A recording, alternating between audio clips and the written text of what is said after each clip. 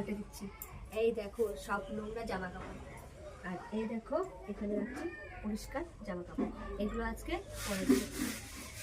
আর সবসময় সময় পাওয়া যায় না, তো গোপালকেও এখন আমি ড্রেসটা চেঞ্জ করে দিই। সোয়েটার পরেছিল তো, অন্য সোয়েটার পরে